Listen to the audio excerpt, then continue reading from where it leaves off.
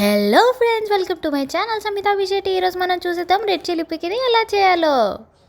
ముందుగా మనం 1 కేజీ పండు మిరపకాయలని తీసుకొని శుభ్రపరచుకొని ఇలా ఆరబెట్టుకోవాలండి.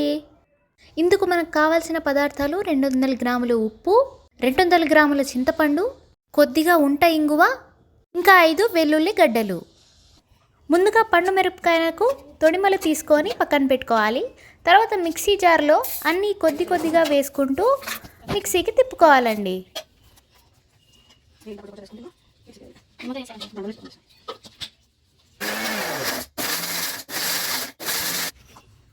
ఇదే ప్రాసెస్ని మళ్ళీ రిపీట్ చేసుకోండి.